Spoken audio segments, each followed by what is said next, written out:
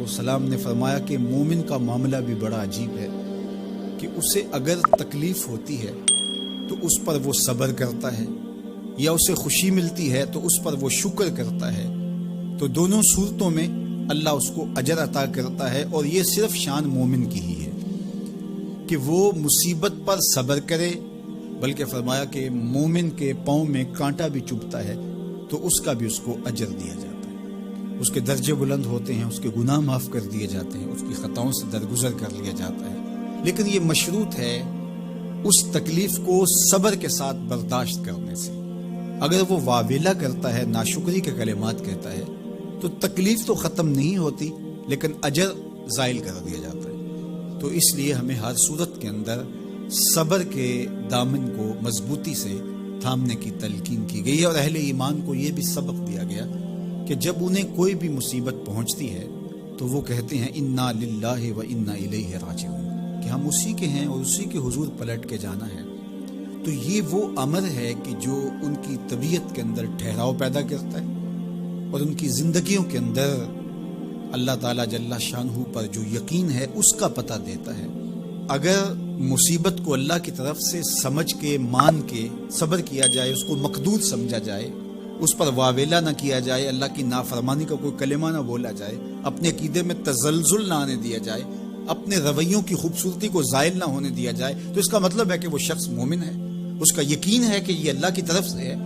تو پھر اس کے یقین کے صلے کے اندر اللہ اس کو پھر ہدایت قلب کا چراغاں نصیب کرتا ہے۔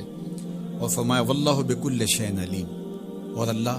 ہر شے کو جاننے والا ہے، اسے پتہ ہے کہ کسی پر مصیبت نازل کیوں کرنی ہے،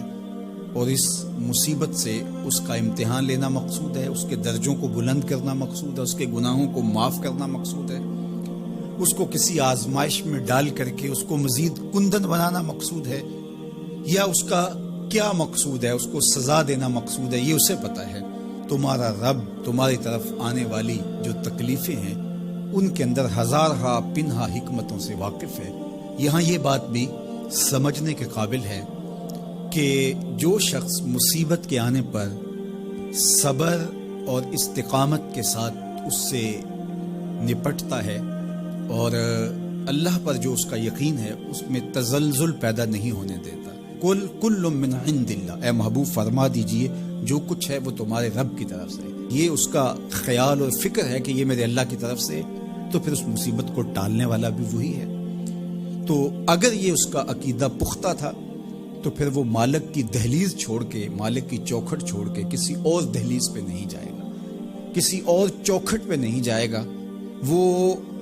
اس مصیبت کو دور کرنے والا مؤثر حقیقی اللہ کو ہی جانتا ہوگا، اور اسی کے حضور دعائیں کرے گا، التجائیں کرے گا، کسی شرک کا ارتکاب نہیں کر سکتا ہے،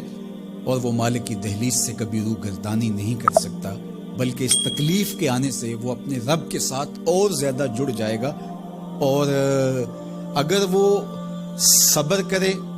تو یہ اس کا ایک مرتبہ ہے کہ وہ حوصلے کے ساتھ اس تکلیف کو برداشت کرے، اور دوسرا مرتبہ جو اس سے بڑھ کر ہے کہ اس پہ اللہ کی رضا کے سانچے میں اپنے آپ کو ڈھال لے کہ جے سونا میرے دکھ وچ راضی، میں سکھ نو چلے ڈاواں۔ اگر وہ اس بات پہ راضی ہے تو کوئی بات نہیں ہے، میں اس پہ راضی ہوں کہ میرے رب کی یہ رضا ہے۔ تو یہ دونوں چیزوں کا مل جانا، یا دونوں میں سے کسی ایک کا مل جانا، یہ اللہ کی طرف سے اس کو دیا گیا انعام ہے جو اس مشکل حالات میں اس کو حاصل ہوتا ہے۔ اب وہ کس کیفیت میں ہے اللہ تعالیٰ اس کو خوب جانتا ہے، کہ وہ اس پہ صبر کر رہا ہے یا اس کا اندر ڈول رہا ہے، اس کا عقیدہ کمزور تھا اور وہ کمزوری کے باعث جو ہے وہ تزلزل کا، تذبذب کا شکار ہو گیا، تو یہ تمہارا رب خوب جانتا ہے۔ تو تمہارے سینے کے اندر چھپی ہوئی کیفیت تمہارے رب کے علم